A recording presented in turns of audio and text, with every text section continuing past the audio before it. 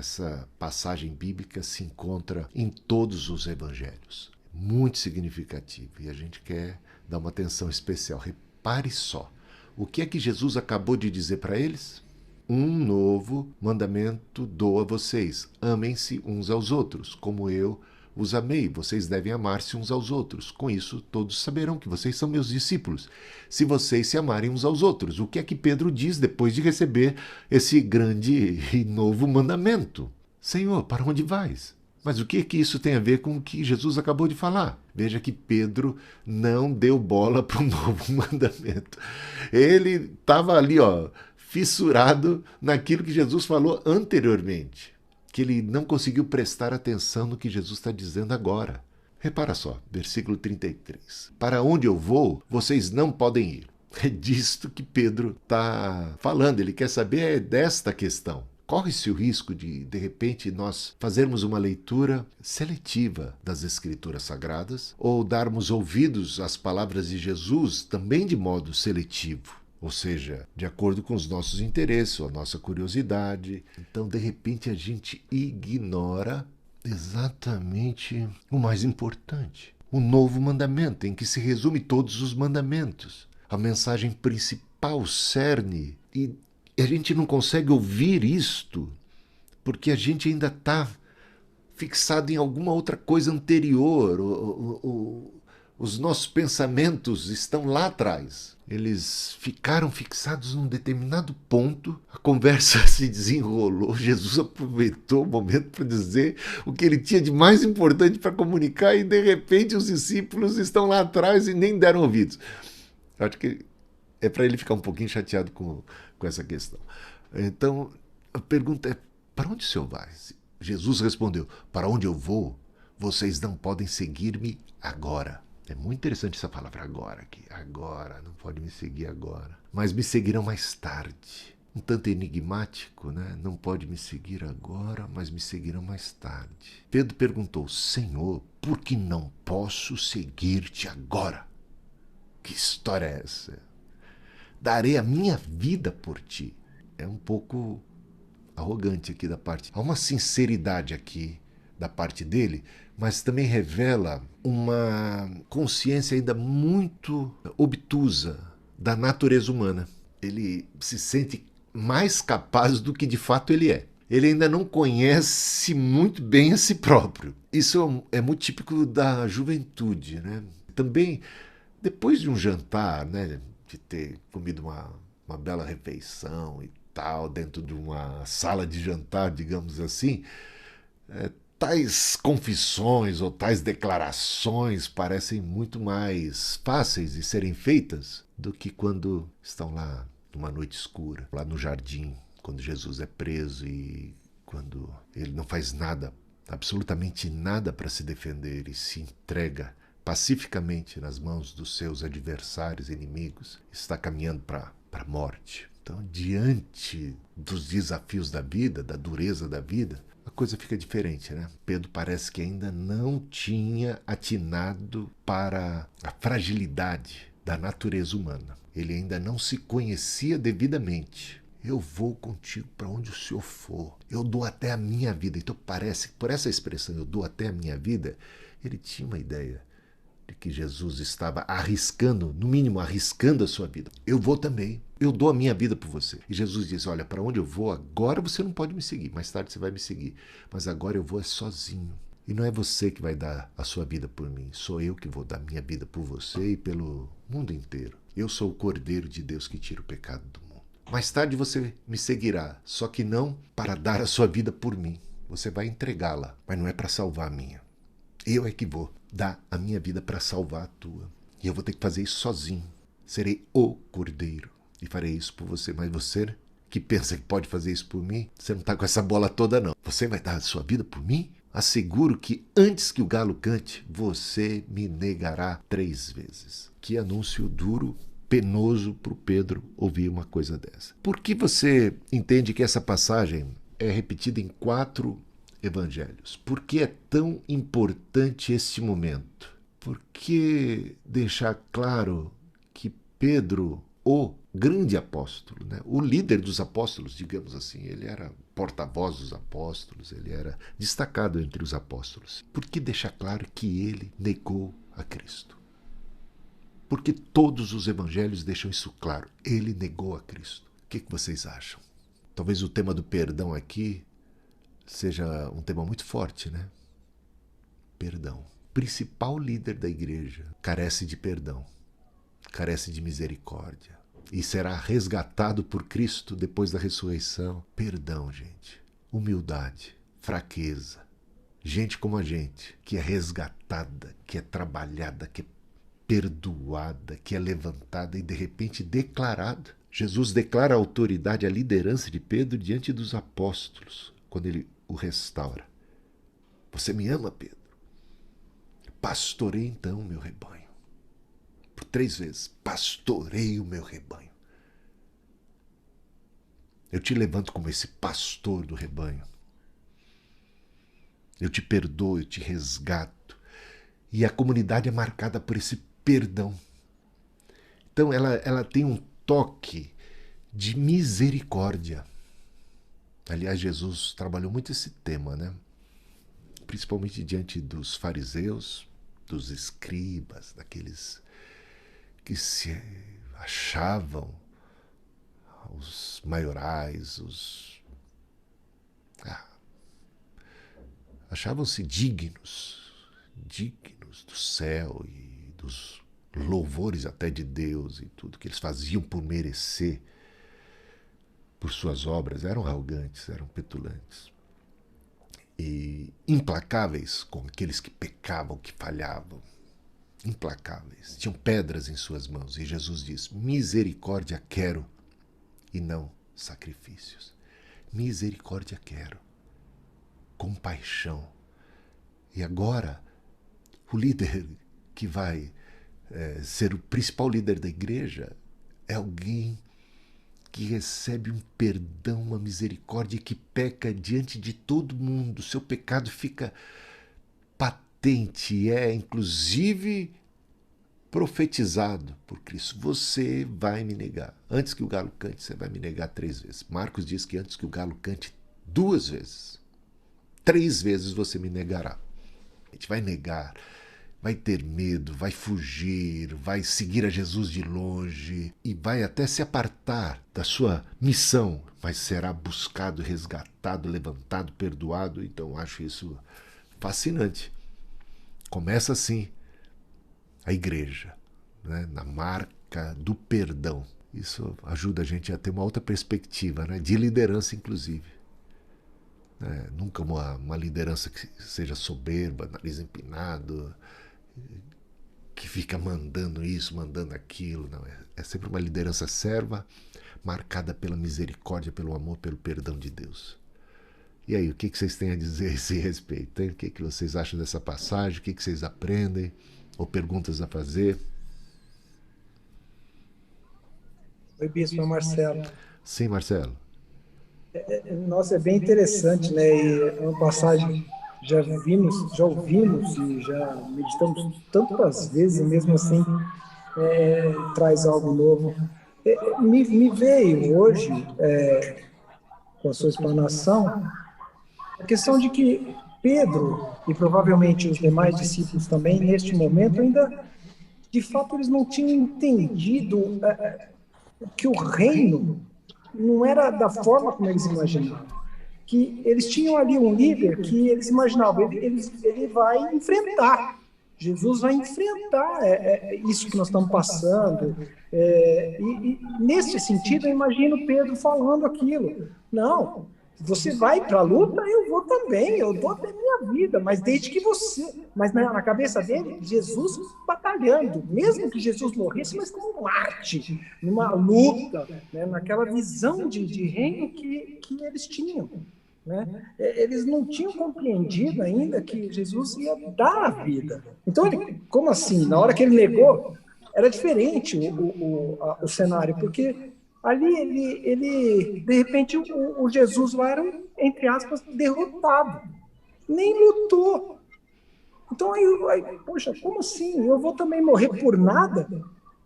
Ele nega. Então, é uma situação interessante, porque depois cai a ficha deles de algo que eles sabiam, de Jesus morrer e tal, mas talvez ali eles não tinham esse sentido, de que, olha, tá tudo escrito, mas não é o que eles estavam vivendo, né, assim, naquele momento. Eu achei bem interessante.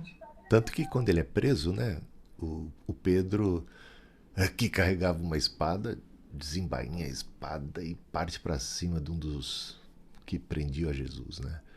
E aí Jesus repreende a Pedro, embainha a tua espada, cura a orelha do soldado, daquele que veio para prendê-lo, né?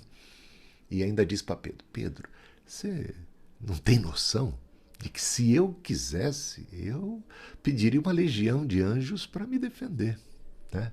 Aliás, ele tinha dito algo semelhante para Pilatos: você não pode tirar minha vida, eu é que a dou voluntariamente. Eu me entrego, eu sou aquele que vim para esse propósito, para dar a minha vida, né? Então, e eu vou dar a minha vida por você, mas Pedro, você não vai dar a sua vida por mim, pelo menos agora não, mais tarde Então, você vai me seguir, mas é em outro sentido. E é muito ali me interessante. parece até uma forma, de certa forma, egocêntrica de Pedro e dos discípulos, de estar participando de algo grande. É, Ah, eu quero participar de algo grande, eu quero fazer história e tal, mas naquela visão que não é o reino de que Jesus queria mostrar e trazer, né? é isso mesmo. É muito assustador para eles que Jesus, que eles entendem ser o Messias, e tem uma perspectiva de que Messias é um rei davídico, general, bélico e que vai guerrear, que tem sangue nos olhos, entrasse em Jerusalém num jumentinho e nessa hora que ele vai ser preso, eles imaginam, agora ele vai se manifestar. Agora ele vai. Ah, e aí Pedro já tá tomando a iniciativa porque ele entende que Jesus também vai fazer uns milagres, uns sinais, e os inimigos vão ser ali subjugados e começa ali a grande revolução que vai pôr. Vai derrotar o Império Romano, né? E vai dar uma hegemonia política, uma coisa assim. Eles pensavam sempre no reino muito político. Aliás, essa é sempre uma expectativa judaica até os dias de hoje. E, e Jesus vem dizer para eles: o meu reino não é deste mundo. Ele disse isso. Está lá, acho que é Lucas 17. Tem discursos onde Jesus fala sobre o reino de Deus e coloca claramente para eles a natureza do reino, né? E os discípulos, você acha que eles prestavam atenção nisso? Quando Jesus falava da cruz, quando Jesus falava da natureza do reino, eles estão preocupados com quem é que vai ser no reino o primeiro-ministro, quem é que vai estar com mais poder. Eles realmente não compreenderam que o menor é o maior, que os últimos são os primeiros, que esse reino é, de fato, um reino não deste mundo, mas um reino que atua nesse mundo sem ser desse mundo, com valores que esse mundo não compreende, cuja até a mensagem da cruz se torna um escândalo e também uma loucura para quem não compreendeu Jesus, né? Eu acho que até me lembra de Judas, né, nessa linha que o Marcelo está falando. Ele, acho que por isso que estimulou, acho que ele, de alguma maneira, até a atrair Jesus, né? Mas quando você estava falando de Pedro, eu pensei em Judas de uma outra maneira também, de que Judas ele também traiu Jesus e Pedro traiu, né? E engraçado que Jesus falou para os dois, né? Aqui tem o meu traidor e depois para Pedro você vai me negar 3 vezes e mesmo assim eles foram e fizeram, né? Mesmo com a chamada assim de atenção, eles seguiram. Mas o texto lá do perdão, né, das 3 vezes que Jesus fala com Pedro, é a oportunidade, né, falando de perdão, e sempre me lembra de Judas também. E se Judas tivesse aceitado o perdão e não, né, ido e até, né, se matado? Então, esses dias eu vi uma mensagem sobre isso, eu acho interessante. E se Judas tivesse voltado e reconhecido o erro dele, que história seria, como a história seria diferente, né, na vida dele, né? Isso mesmo. Isso mesmo. Enfim. Seria bem diferente. Não precisava ter sido daquele jeito, né? Infelizmente, ele era diferente de Pedro já desde antes. A gente tem um testemunho ali nos evangelhos, eu não lembro exatamente que passagem, que conta que ele, sabe, eu sei que é aquela passagem que Maria unge os pés de Jesus com um perfume muito caro, tal. E ele acha isso um desperdício e comenta, né, que o dinheiro poderia ter sido muito melhor aplicado, em vez de derramado aos pés de Jesus, poderia ter sido usado para comprar alimentos e matar a fome dos pobres. Só que aí há um comentário do apóstolo ali que escreve e diz assim: só que ele não tinha cuidado dos pobres não, é que ele tomava conta da coletoria, da tesouraria da igreja, e ele tirava para si, né? Olha, então mostra que ele era bem diferente de Pedro, que ele era uma pessoa hipócrita, que ele já era uma pessoa mal intencionada. Dentro do grupo apostólico, ele não era e nunca foi uma pessoa do bem. Olha que coisa, né? Então ele já tinha um desvio de caráter. Pedro tinha fraqueza, isso é uma coisa diferente. Um nega por desvio de caráter, nega porque ama o dinheiro, nega porque é um baita de um traíra mesmo, estava conspirando contra. Esse líder aqui não vai me levar a lugar nenhum, né? Vamos acabar com isso aqui. Ou então eu vou tirar proveito enquanto eu posso, e agora eu vou tirar proveito na morte dele também, vou ganhar dinheiro. Vou ganhar um troco. Eu ganho dinheiro quando ele está vivo e agora ganho dinheiro para colocá-lo na morte. Ou seja, ele é uma pessoa muito, muito mau caráter. Então, Pedro não. Pedro, ele erra. E eu acho que todos nós sabemos distinguir entre uma pessoa que é ruim, uma pessoa que é mau caráter, e outra que é fraca. Tem diferença, né? Uma pessoa é fraca, agora a outra é mau caráter. Agora, tem pessoas fracas que agem com mau caratismo por causa da sua fraqueza, isso é verdade. Mas não quer dizer que essa seja a tônica da vida. Corre o risco de virar a ser, né? Porque toda fragilidade é uma brecha tremenda que o diabo encontra em nós. Então a gente tem que tomar cuidado, mas é recuperável. Tem gente que é mais suscetível ao arrependimento e outros não. E outros eles se tornam cínicos, né? A ponto desse Judas, desesperar da vida, sei lá, encontrar só no suicídio a solução, sei lá, o que passou, que tipo de crise ele teve, né? Não dá para julgar com tão poucos elementos, mas eu acho que há uma distinção entre ele, Pedro, e os demais apóstolos. Eu achei bem interessante esse fato de Jesus falar sobre algo que seria tão crítico para os discípulos, que seria a partida, o sofrimento de Jesus, e ele colocar o amor aí no meio, né? Porque o que os discípulos iam precisar mesmo é ter amor. Amor por aqueles que estavam perseguindo. E eu lembro da passagem, da palavra que diz: o amor lança fora o medo, né? Então eles passariam por momentos de muito medo. O medo da perseguição, o medo da dor, o medo da morte. E só o amor levaria eles a superarem esse medo. O amor ao próximo. Entender que só o amor podia transformar a vida dos perseguidores, porque a tendência seria partir para a retaliação. Mas o amor, ele transforma. E eu me lembro de um livro, que o amor que vence o medo, né? O amor que vence o medo, do missionário no Irã, que quando ele foi preso, ele teve muito medo. E ele esqueceu da missão dele, que era pregar, por causa do medo. E quando ele entendeu a missão dele, que era pregar, carcereiros foram salvos. Porque ele entendeu que a missão dele era o amor. E o medo passou. Né? Então, acho muito interessante Jesus colocar isso exatamente nesse momento, que seria um momento de muita crise para os discípulos, um momento de grande perseguição. Eu achei demais. E eu achei muito interessante, porque quando você falava isso, realmente eu lembrei que às vezes eu fico lá atrás, né?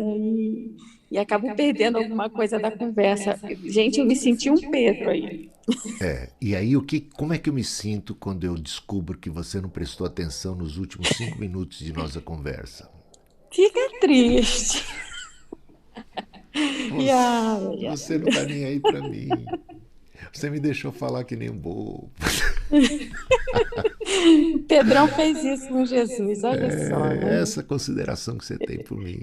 Aqui, Isso eu aqui ali. falando. Diga, repita o que foi que eu falei por último. Quero ver se você sabe. Ah, não, tá lá atrás e me deixa falando que nem um bobo aqui. Bem, agora é interessante o medo, né? O medo do Pedro. E eu já estou quase adiantando a aula do capítulo 21. Pedro fugiu, Pedro negou, teve medo, ficou confuso. Um dia Jesus disse para ele, um dia alguém vai te tomar pela mão e vai te guiar para onde você não quer ir. Mas você vai. E você não vai forçado, você vai de livre e espontânea vontade. E outro te cingirá. E Jesus já anuncia aqui que Pedro mais tarde vai seguir. E Pedro será um dia morto, crucificado.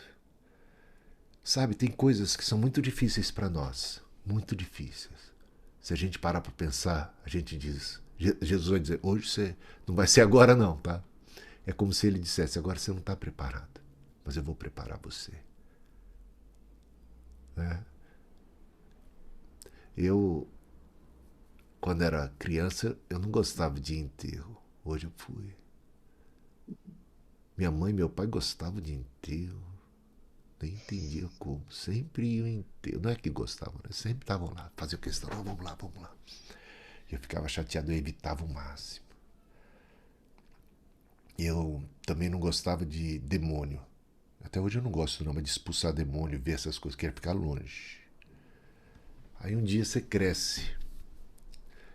Então se eu pensasse que um dia seria pastor para ir em enterros, porque o pastor vai muito em enterro, vai muito em hospital e vai também expulsar demônio. Eram 3 coisas que eu diria, não quero para minha vida, mas de jeito nenhum. E um dia eu me vejo fazendo essas coisas e faço isso com, eu diria, naturalidade, não com gosto, mas naturalidade.